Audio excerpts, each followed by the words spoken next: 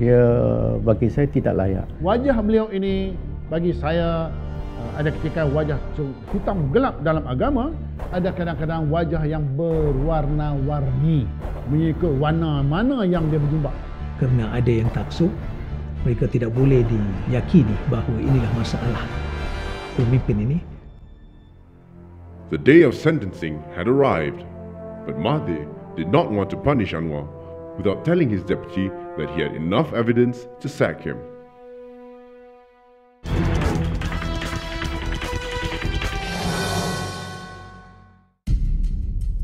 On the 1st of September 1998, under tight security, Prime Minister Datuk Sri Dr. Mahathir Mohamad summoned all the chief ministers to a meeting at a special room in his private residence. The room had been cleared by 3 security companies of any electronic hearing devices. A military-grade static device was activated to eliminate electronic eavesdropping from a distance. To enter the room, Mahathir and all the Menteri Besars had to go through a pat-down. This shows how serious and important the meeting was. Each man was given a folder containing all confidential details on Anwar Ibrahim, which he had kept for years.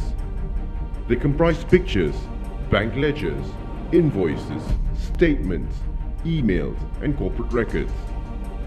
They contained synopsis on his deputy, gathered from a 3-month-long investigation. Di saat dia nak kena buang, barulah dia telefon saya sekali. Dalam perjalanan dia telefon, dia kata tak payah datang pejabat lah, kita jumpa kat rumah. Saya ingat lagi baju dia, necktie dia separuh, kacing muka. Dia tengok saya, dia pun peluk saya. Hang kena tolong aku, Bray. Minta maaf lah, Bray, aku tak jaga kamu dulu. Aku ni masalah gini-gini. Hang boleh tolong pergi cakap dengan Dr. Mahathir. Beri peluang aku.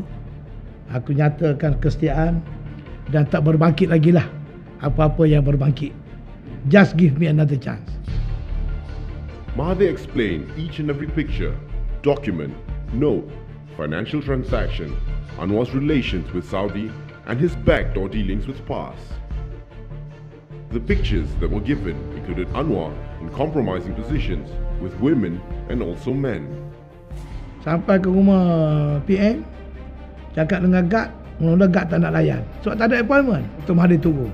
Kata, minta maaf lah Datuk, saya pun pergi salam. Saya kata, Datuk, ini kes Anwar ni, bagilah peluang kat dia. Dia dah mengaku gini. Tak boleh berlain. Dr. Mahathir kata, bukan you tak tahu. Kan, saya pun dah cakap kat you sebelum ni. Saya dah jumpa dengan Menteri Besar, jumpa dengan Menteri-Menteri. Tak boleh buat apa dah. Saya Perdana Menteri, Ibrahim.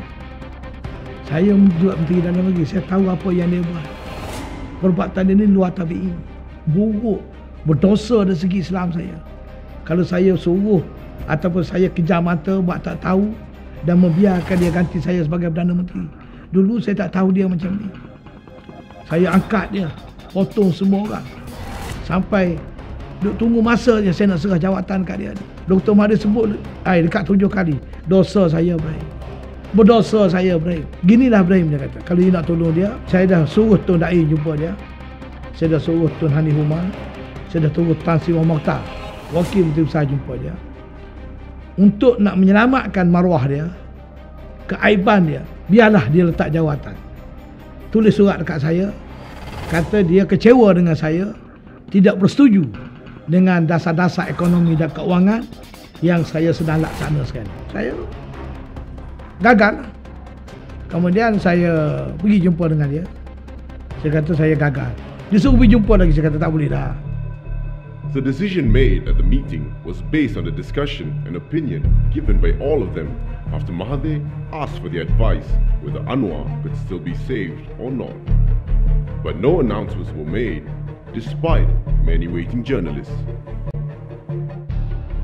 With the mandate given to him, the following morning, on the 2nd of September, Mahathir called his deputy and demanded his resignation.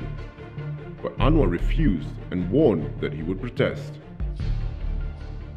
Sebahagian dari masyarakat kita mudah tertipu.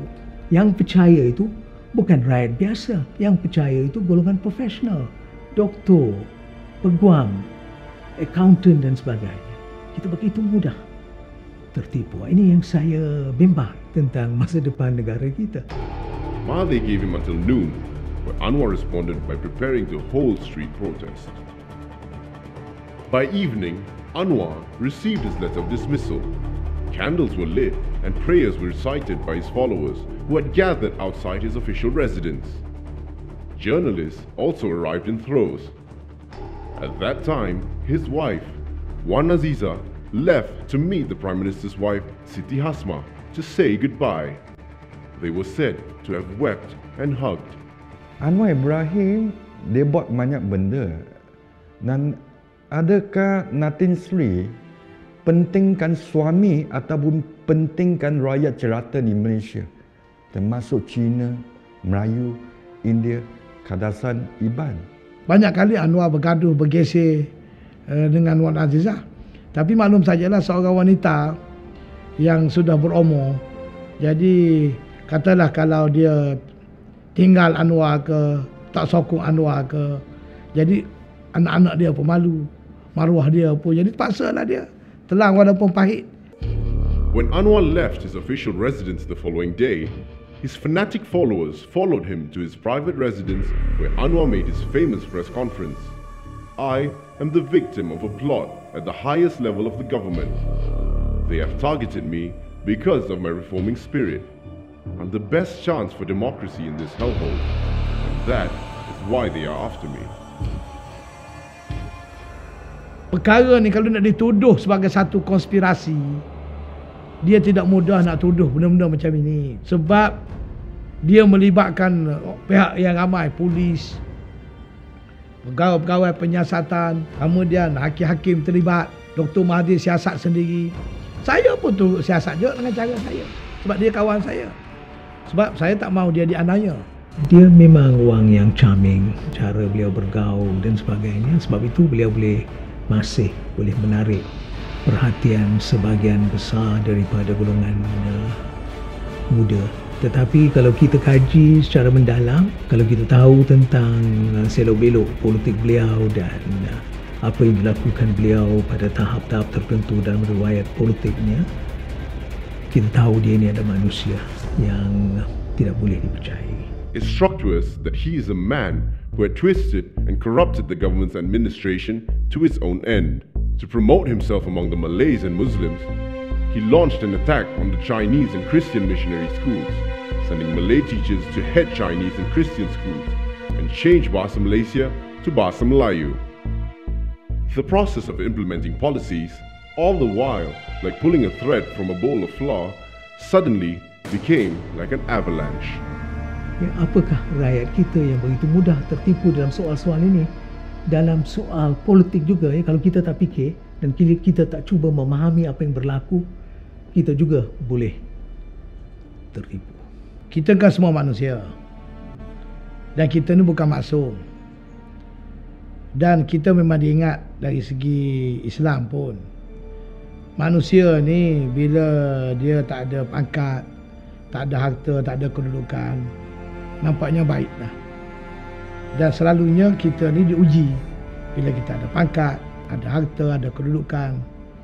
Jadi Anwar ni samalah. The action against Anwar was not finalized.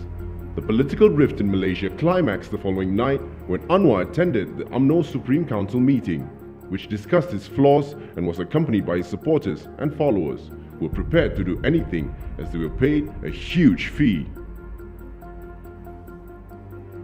Saya dapati Dr. Mahathir, Presiden UMNO dan ahli MKT sudah hampir penuh dah tiba. Saya pergi toilet tak silap saya. Kemudian saya balik nak masuk pintu depan, Anwar keluar daripada lift. Dia tengok saya, dia pegang saya sekali lagi. Ibrahim, jangan nak pecah aku daripada UMNO malam ni. Please help me. Dia kata kat saya. Saya kata kat dia, kata Anwar, you prepare your case nicely. Dan kalau you tak bersalah dan you jawab elok, definitely I boleh bantu you. Anwar began to dream that what happened to Suharto would also happen to Mahathir. The reformation that he studied and emulated from the Habibie and Amin Rais in Indonesia would paralyze Mahathir. Habibie had been made Indonesian president and Anwar Ibrahim believed that he could be prime minister. He miscalculated. Suharto led a totalitarian government which robbed the country of its wealth. His children were greedy and many of its people were jobless. Suharto lost the support of his party and the army. As usual, to cover his faults, he accused others of corruption, cronyism, power abuse, and this made people not to believe about his savings in shares and cash totaling up to 3 billion ringgit and making Bank Negara the clearing house. Kekuatan kita sebagai orang Islam ini, pertama, kita malu pada Allah. Kita malu pada Rasul. Apabila ada malu pada Allah, ada malu pada Rasul, kita malu pada manusia. Kalau hilang malu, bagi saya problem. Tak malu pada Allah, tak malu pada Rasul, jauh akan malu pada manusia akan apa yang kita lakukan tadi. Sebagai kawan lama, walaupun saya bersentimen dengan beliau, tetapi saya juga kena jujur pada diri saya sendiri sebagai orang Islam. Sebab selepas dia kena pecat daripada UMNO dan juga sebagai Timbalan Perdana Menteri, dia berdendam atas perbuatan dan kesalahannya sendiri. Sifat utama yang mesti ada pada seorang pemimpin, dia mesti jujur, ikhlas dengan rakyat. Jangan ada agenda-agenda tersembunyi, agenda-agenda yang tidak diketahui umum dan sebagainya. Ini yang saya begitu bimbang tentang Anwar. Kerana kalau kita tengok pada latar belakang beliau dan cara beliau bergerak, beliau tidak boleh dipercayai. He is really smart. He is a man of many faces, a chameleon. Despite getting the support of all Menteri Besars, Mahathir also had to inform the party representatives nationwide. What he did will be told in the final chapter.